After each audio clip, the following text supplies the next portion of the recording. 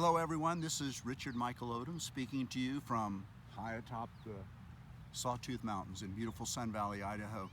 Giving you a chance to see some of my work today and what I like to take people through and give you some explanations of why it might be helpful, why it has been helpful to me, and you should feel pretty good when this hour is over. And I hope to keep you safe too. If something doesn't feel right, just don't do it, okay? I have people take off their shoes and get down onto the backs immediately. It has a profound effect on the nervous system. It takes the weight off your feet, it unloads the spine, supports the weight of your head, and has an interesting effect on the way you're holding tension. Most of the tension we hold belong to patterns, experiences in which we're in the vertical, and when you drop someone down onto the ground and onto their back, it doesn't have the same effect, and we can make some very interesting changes down here. So I'll ask you to take a mat, or if you're getting on the carpet in your home, you can be on a towel if you want, lie down onto your backs, make yourself comfortable. A few of you will need to elevate the head a bit, fold up a towel or a small pillow, and so when your head drops back, it's not hard on your neck. I have pretty flexible shoulders. The trapezius has a lot of give. I can drop my head down and still very comfortable. But you choose. You just don't want to jack your head up, way up off the floor. It'll create other problems.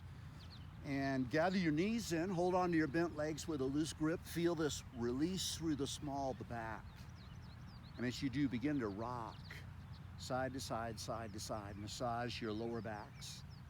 The rhythm and the repetition I use to massage the lower back has an effect on the way you're using your mind's attention. It'll break up its attachment to various thoughts that have carried your mind off into the 10,000 directions, does so every day of your life. Anyone who lives in their head like we do is going to have these thoughts, going to have these distractions. And what most people don't realize is that everything that goes on in the head is acted out to some extent by the body. So the more clarity we can create in the head, the more your body is here in the present moment, engaged in one thing rather than 10,000 things. Now come back to center. It's an interesting moment because you have affected the mind's attention. You've gone from that beta chatter, you slowed down that frequency back to a realm that you pretty much stayed in most of the time as a child. It's called alpha. And for the next hour or so, it will leave you much more open and receptive to inspiration, intuition, instinct. It's a nice place to be. Release your left leg out long onto the floor. You'll have the right knee by itself. And as you do, move it a little bit to your right. Add some moisture to your throat by swallowing, and then tuck the chin down. And encourage the knee up towards your right shoulder, stick your right heel out, and then pull down on the right knee, pull down on the knee. As you close the knee under pressure and the hip under pressure, little man jumps out of the body with an oil can, runs around and adds oil to the right hip, the right knee. It's called synovial fluid. You're giving the body a reason to increase the lubricant at the knee and the hip. You mean if I don't do something like this, I don't have as much lubricant? That's what I'm saying. Up to about age 9, 10, or 11. At that time, you didn't even have to move and your joints remain lubricated. After that, you have to give the body a reason. Now ease the pressure, release the knee, set the foot down flat, gather the left knee in, hold it with both hands, feels equally good to your back. And as you hold it, move the leg a little bit left, slide the right leg out long. Pull the knee up towards your left shoulder, stick your left heel out. You might swallow again. Tuck the chin down and pull down on the knee, pull down on the knee, pull down the knee. Nothing fast. The jerks, sudden movements you use in your sport, or a lot of what you call physical fitness, you'll get a strong reaction from the body. In those pursuits, you cultivate these reflexes that protect you from blowing the joints out when you move suddenly, when you move with violence. But we're not doing that here. Want to delay those reflexes in order to reset the length of the muscles, in this case around the knee joint and the hip joint. So you pull down a little more. Relax the expression on your face because the inside of your body is taking a lot of its cues from that expression. If your face becomes stressed, the inside of the body believes there's trouble in River City and begins to react. One of its reactions is to close off the pipes that carry nutrients from one end of the body to the other. We don't want that. Ease the pressure, release the knee, setting your left foot down flat, slide the left leg out long, shuffle your hips. At the far end, you can wiggle your toes. As you shuffle around, you begin to change the form, the shape of your body. You're going to feel your way into a position, a form that's much more evenly balanced, symmetrical. It's a nice place to be. Every time you do and you pause, there'll be an impression that's made in your subconscious mind of this balance, this evenness. Your nervous system has an opportunity to adapt and create what we call a muscle memory of this symmetry, of this balance. Now draw the knees up, feet flat. Knees and feet hip distance apart. Take a breath into your belly. Exhale, push down through the feet, elevate your hips. You'll fire up your hams, your glutes, your rectors. They'll go up your backside.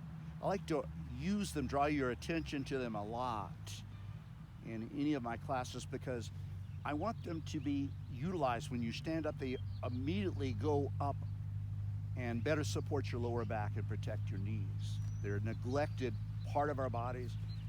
Quads, the front of your thighs, rule the day.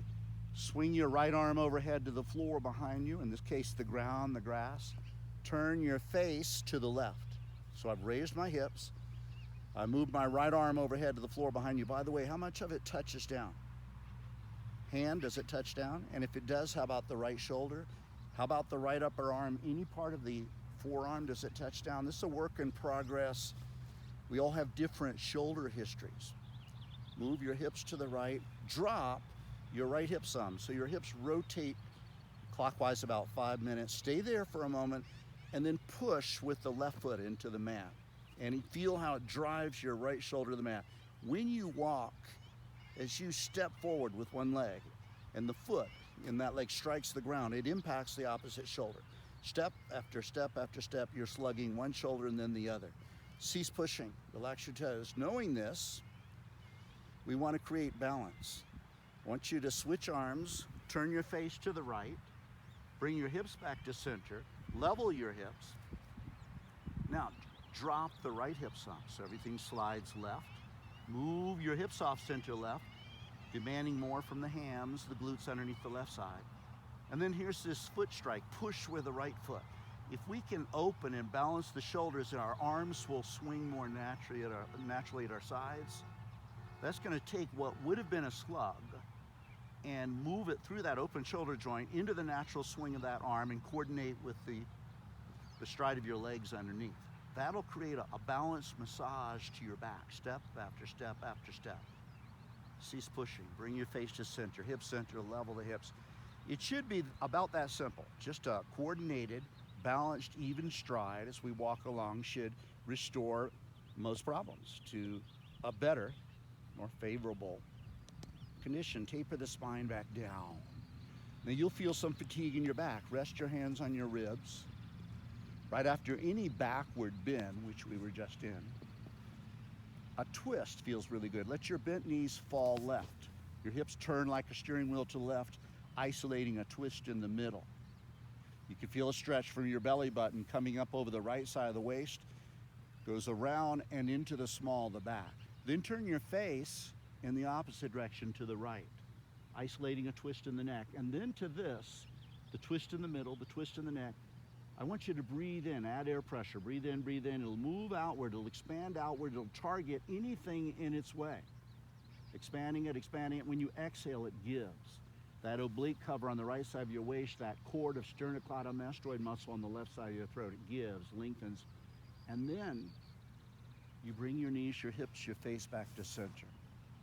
Now, if you're honest and you pause and you're listening to your body, you know what it's saying? Please do the other side. A lot of your sports will favor one side.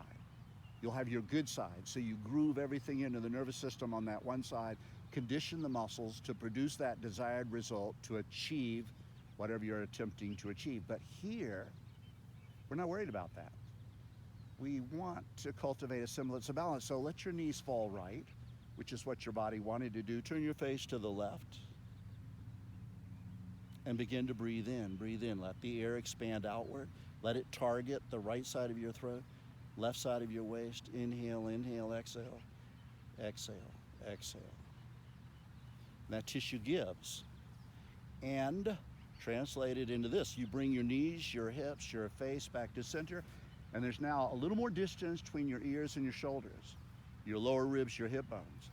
Your neck is a little longer, your waist is a little longer, and you're more capable of transferring power from one end of the body to the other. What are the strongest storms in nature? They're spirals, tornadoes, hurricanes. You're able to corkscrew your hips, turn your shoulders in the opposite direction, head in the other direction, swing the arms, transferring a lot of power from one end of the body to the other. Think golf, for example, tennis, baseball. Now raise your head. Little things begin to feel really good to you. Just raising the head, get this mild stretch in the nape of the neck. It runs down in between the shoulder blades. Bring your left knee in, bring your right knee in, cross your ankles. Gives you a little catch. I'm gonna have you stretch the back. You already are. Drawing your knees in, bringing the head forward. Increase the stretch by extending your arms straight up into the air, and then shorten this long plate of abdominis rectus muscle. You know it as your abs. It's the muscle that sold more products in the world of fitness than any other part of the body, your abs. And guess what it does? This. Just curl up, that's all it does. It shortens, it brings your breastbone closer to your pelvis. We're gonna use it to stretch the back, actually. As we shorten the front, it will lengthen the back. Now reach skyward. 1, 2, 3, 4, 5, 6, 7, 8, 9, 10. A subtle change. Arms straight ahead, look straight ahead, recross your ankles. Draw the knees in a little closer, engaging your hip flexors in your lap. That deepens the stretch in your lower back. And bring the trunk forward more, deepening the stretch in the upper back. And then bring both ends towards each other. Make sure you've separated your knees so you don't break your nose. Here we go. 1, 2, 3, 4, 5, 6, 7, 8, 9, 10. Hands, arms, shoulders, head down. Uncross your ankles, set your feet down. Now, as you stop, you feel the tension leaving the body. I know you know how to tense up. It's one of the issues with all of us in modern culture is building up tension and having no way to let it go, except chemicals and exhaustion. Chemicals, you can figure that one out.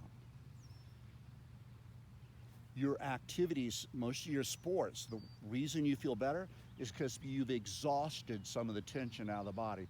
But you want resources that you can turn to when you're not engaged in a sport. Don't rely on chemicals. You don't have to have a vacation. You learn to let go of the tension in the moment, like it's happening right now. It becomes a muscle memory. You get quite good at it, like your cat and your dog are masters of that. They go into healing mode just like that. Take a breath. Exhale, push down through the feet, elevate your hips. Here we are, firing up the hams, the glutes, the erectors. Bring your hands together, interlace your fingers. Draw the arms out straight. Bunch the shoulders and arms closer together. You can feel a pull of skin across the front of the chest somewhat. We're going to increase that. Take a breath. Exhale, push away with the feet. It shoves the chest forward some, nudging the nape of the neck flush to the mat. Underneath your hands, your arms, your shoulders, you take a breath into the belly. Exhale, press down through the hands, arms, shoulders. Your rib cage expands. Once more, push away with the feet. Now, with your mind, I want you to move inside your chest cavity. It's part mental projection and part physical act. I want you to shove a breath forward into the front of the chest. And then bring the hips down 3 inches. Relax your toes. Lower the right hip, it'll feel really good to your back. Level the hips, drop your left hip for a moment, it feels really good to the back. Relax your toes down below. Level the hips, undo your hands, taper the spine back down. You're gonna find, I take you into these postures and I'll say, relax this, I'll relax that, relax that. You're learning how to become very efficient in how you use effort. You want to use less, not more, less effort, till everything you do is an act of effortlessness. Doesn't mean you don't use tension. In fact, I can concentrate a tremendous amount of tension by relaxing most other parts of the body. I can focus and use a lot of tension where I want it. Now, move your left foot to a center line and cross your right thigh over the left thigh. It's a very satisfying movement. You do it very often sitting in a chair. There's a reason, I won't go into that right now. There's an energetic reason, and something it's stabilizing, balancing out right now by crossing the right thigh deliberately over the left thigh. They both have meanings. One is connected to one part of your brain, the other's connected to the other side of the brain. You can create some interesting balance being deliberate. I want your head down. I want you to lift your left foot from the mat. It brings a mild stretch from your lower back out over the outside of your right hip, along the outside of your right thigh. Raise your head. Reach forward, grab your left leg. I'm grabbing the front of it. You might grab the back of your leg. And then you pull and decrease the distance between your knee and your face. Eventually you squeeze, ease the pressure, head down, let go. Uncross and set your left thigh over the right thigh. Wiggle the toes. It'll further relax the left leg as it does make that crossing. Then you raise your head, lift your right foot, reach out with both hands, grab the right leg, and begin to pull. As you do, the stretch increases from the lower back out over the left hip, along the outside of the left thigh, following the course of that long sciatic nerve. And then for the grand finale, you squeeze, ease the pressure, head down, let go of the right leg, right foot down, uncross, recross your right thigh over the left thigh. I'm out here with lots of room around me. Drop your hands and arms down, palms facing down, take a breath. Exhale, push through the left foot, move your knees to the left. Right leg, pulling the left leg over. Turning your hips more dramatically, isolating a deeper twist in the waist. Now also turn your face to the left. This right hand, pull it in an inch closer, push, and you'll roll up onto your left hip bone, belly facing the left side. Cease pushing, bring your face to center. Bend the arms, it relaxes your shoulders some, and as the shoulders relax, the core gives, the hips turn further. The hip girdle and your shoulder girdle are related to each other, so whatever's going on in one will affect the use of the other. And I know what's going on in the two areas. Uncross, push through the left foot, bring your knees, your hips back to center. I'll describe to you what's going on. Cross your left thigh over the right thigh again, wiggling the toes of your left foot. Push through the right foot, let your knees go right. Left leg pulling the right leg over. Extend the left arm out to the left, right hand and arm out to the right. As a culture, living in our heads, producing all that energy up in our heads, the tension in the body goes up, especially disturbing material. The trapezius will grab the shoulders, pin them to your ears as if to keep your head from being knocked off. It's an accumulative process throughout the day. About 5:30 in the afternoon, you have no neck, your shoulders driven up into your ears. It's making you tired and irritable. You know that scenario. The other area, the hip girdle, gets tight from sitting in chairs as opposed to sitting in the ground and having to go up and down. I'm not asking you to give away your chairs, you're not going to. It has some advantages. I live in a cold climate. It's warm right now, but it's nice to not always have to sit in the snow when I sit down. So chairs have their place, but it does tighten up the hips somewhat. We were probably meant to sit on the ground, and it compresses the lower back. And as one gets tight, it affects the other. Now turn your face to the right, pull that left hand in 1 inch closer, push, you'll roll up onto your right hip bone, belly button facing the right side of the room, facing the fences in the distance. Cease pushing, bring your face to center. Relax your shoulders, bend your arms, you'll feel the core give a little bit more. Take a photograph of this by simply swallowing. It becomes an impression in your subconscious mind. This twist, this dramatic turn of your hips to the right. And a muscle memory is created. They'll have a shelf life of about 24, 48 hours. Uncross, Push through the right foot, bring your knees, your hips back to center. Raise your head, draw the knees in, cross your ankles, take your hands, reach forward, reach over the top of each foot, curling your fingers over the upper edges. If you cannot grab your feet, you could try grabbing your shins. A few of you will have to at first reach on the inside of your legs for your feet. All right, hold the feet up just a little bit, bend the elbows out the side, and begin to draw the feet away from each other. Legs cross over a common center line, left elbow flaring left, right elbow flaring right. Pull, pull. Now tuck your arms in close, pull the shoulders away from the ears a little bit, and then using your hands, I want you to pull the feet forward and downward. Flat, small, close, no sharp edges. Back in your mother's womb. Ease the pressure, head down. Recross your ankles. I'm gonna have you rock and roll up. It's appropriate for most of you. If you've got some inflammation in your back, and as you get ready to do this, your body's saying, don't do this, don't do it. Listen to your body. You'll turn over onto your side, help yourself up with your hands and arms. The rest of you, grab the back of your thighs, send your feet, your crossed ankles, your legs up into the air. Suddenly bend the knees, press the feet down, and pull yourselves up into a sitting position. Just sit cross-legged for a moment. And let, it's magic, this curve begin to form up into your lower back. Do you know how are we time-wise? What have we got? 21 minutes. 21 minutes, we're into it? Okay. Head and shoulders aligned over the hips, curve in your lower back, head and shoulders over your hips. This curve, I don't know how long it took in evolution to form, but it must have been forever. And it made us the upright animals that we are. It literally guides your head and shoulders over your hips, so you no longer have to hold the trunk, the shoulders, the arms, the head in space. You balance them. You turn the responsibility over from muscular bulk strength to the subtle proprioceptive nervous system. It senses where you are in space. Drop the shoulders. You don't need a lot of tension there. Relax your belly. Immediately become easier to breathe. This idea of holding the belly tense because it supports your lower back, it jams tension up into that diaphragm and you can't breathe completely. It's going to mess with the chemistry in your bloodstream. That will make you tired and irritable. As you relax the belly, the exchange of gases is more efficient. Now, your head has a tendency to jump forward. It should a little bit. But what's happening in our culture more and more is that we're doing this.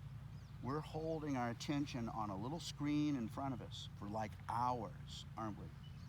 And the head is coming forward. Even when we stand up, the head is still a little forward and we raise our chin to see where we're going.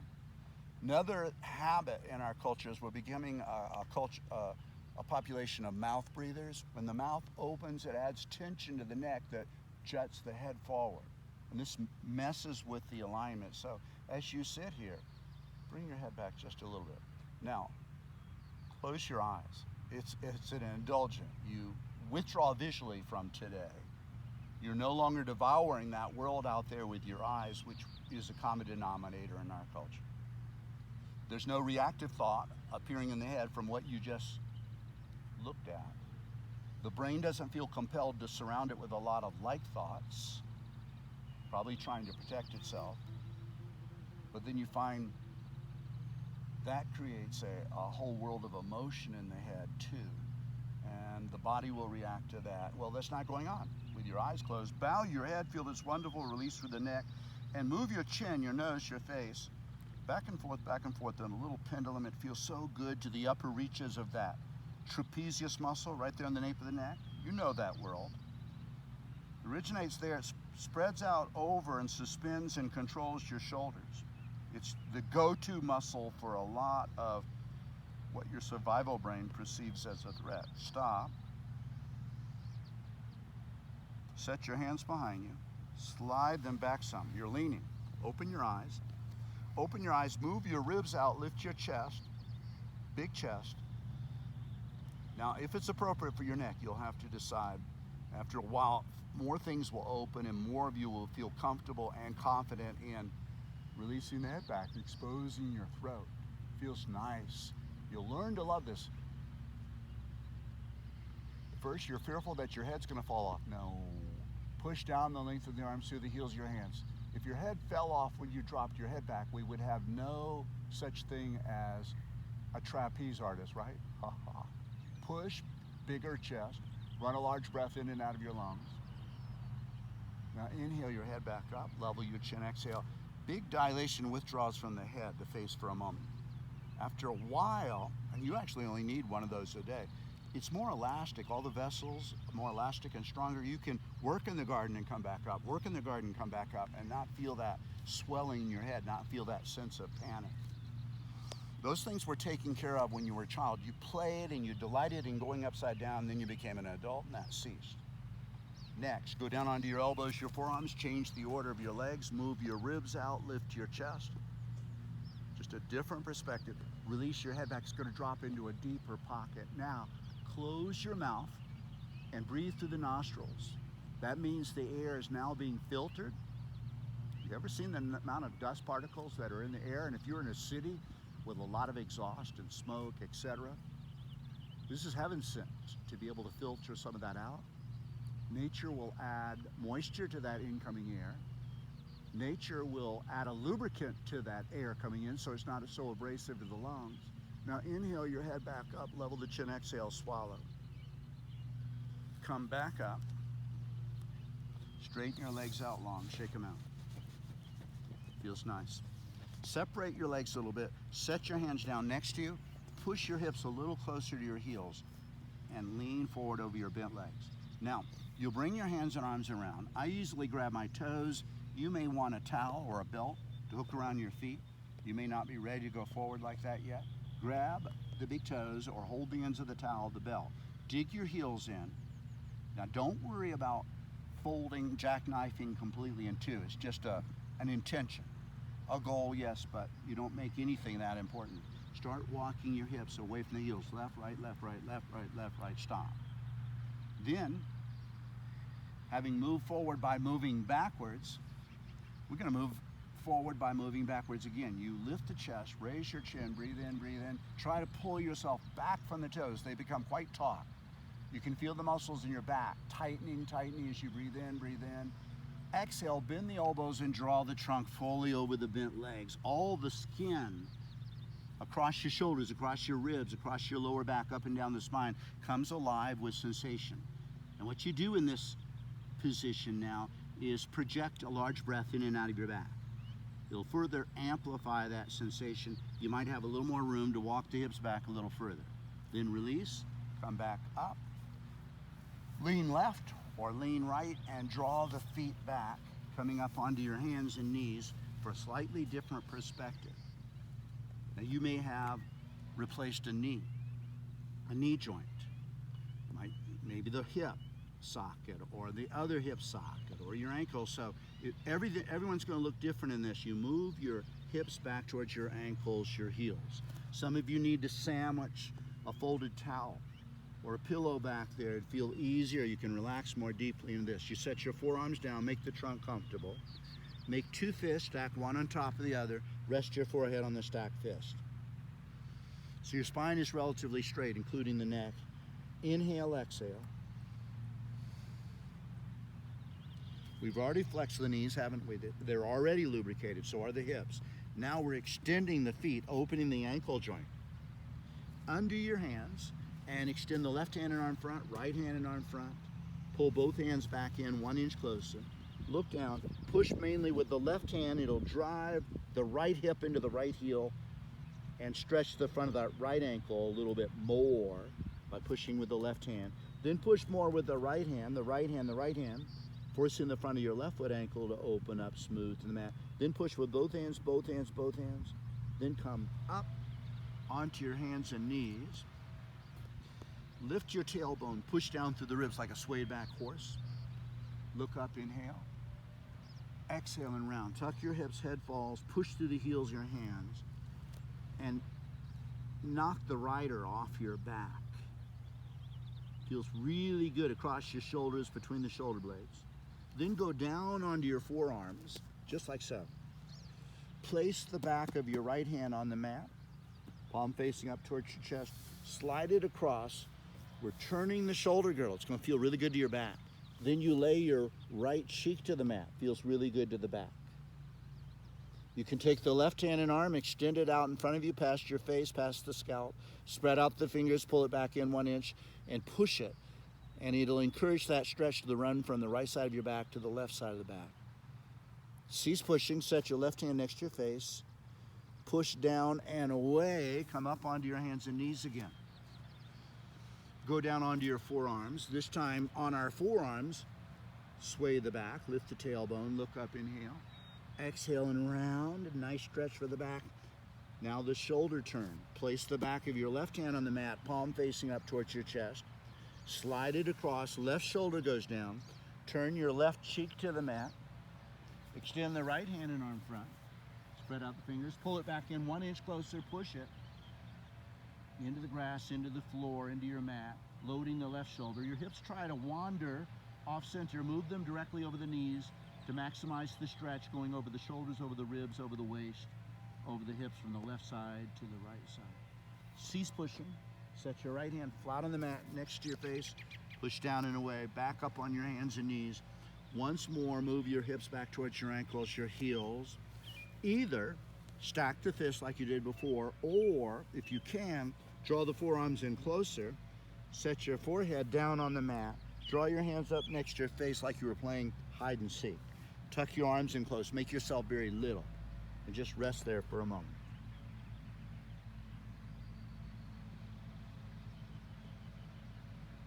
Then drag your arms back alongside your legs into child's pose. Palms facing up. Shoulders inverted down. Your back is like a sheet covering a bed, spilling down at the edges. Very, very smooth. Each breath expanding it, relaxing it. Now I'm going to ask some of you to challenge your feet. Roll the trunk up. Rest your hands on your knees, your thighs, and sit on your feet. Some of you, there's no way that you can sit on your feet. Your hips won't allow it, or your knees won't allow it, or your ankles won't allow it. You can just come up into the air, because we're all going to come up into the air in a moment. Then come up. Set your hands against your buttocks. We got about 30 minutes. 30 minutes? Yep. Oh, we're at 30. Okay. We're at 30 now. Okay, so this will probably be one of the last movements I'll do in this series just now. You put your hands against your hips, lift the chest, pinch the shoulders back. So you feel that skin start pulling. And then, with the chin still on your chest, thrust your hips forward, lift the chest upward. The more you can lift the chest, the more you're lengthening the spine as it curves. Some of you, as you jam the hips forward over the knees, good, 2 strong circles of strength. Some of you will feel a release in relaxing your head back, exposing your thread. Push, push. Then come back up, drop the hands down, turn onto your backs again.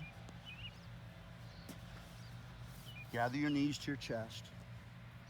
Rock side to side like we did at the beginning, and circle your knees this time. Pulling them in close, releasing them out. Pulling them in close, releasing them out. Deep massage to your lower back. After you finish one of these routines with me, I always tell my students, hydrate into the rest of the day. You can cut back, way back, about 7 p.m. in the evening. Don't try to drink a lot of water into the night. Reverse the direction of the circling knees. And it's to carry what we've stirred up out of the body. Otherwise, it settles into the tissues of the body, makes you tired and stiffens you up a little faster. You want to move it out. It moves through your breath. It moves through the pores of your skin, moves through the bladder, but all 3 of those mediums require fluid. So add more water to your diet after a routine. Now come back to center. Send both legs up in the air. Drop your arms at your side. Push the heels skyward. Stiffen the knees. It'll run a mild stretch up the back of the legs, or for you, maybe not so mild yet. Maybe it burns, but less than it would have earlier. Now bend the knees, set the feet down flat. Push through the feet, elevate your hips, swing your arms overhead, and then gradually roll the spine out onto the mat, 1 vertebra at a time. Hips come down, become heavy. Slide the left leg out long, right leg out long, wiggle the toes. Return your arms to your sides. Raise your head, it'll feel good to the back. With your downward turned hands, push down and away into the ground. Hug the small of the back, middle of the back to the mat. Ease the pressure, head down. Lift your chest back, arches, hollows. I could slide an arm or two underneath you for a moment. Turn your palms to face up. Lift the shoulder blades in a little closer to further open the chest and shoulders. Shuffle your hips, make your legs separate some. Wiggle the toes. Stop the toes, let the chest, the arch come back down, shuffling everything comfortably in the mat. Now, slide your eyelids over your eyes. Swallow. Relax your jaw, your mouth, your lips, your palms, the back of your hands, your fingers, your heels, foot soles, insteps, and the ball and toes of both feet. Let them relax, relax, relax. And then breathe in, thinking my body is strong. Exhale, my mind is at peace. Deep, deep peace.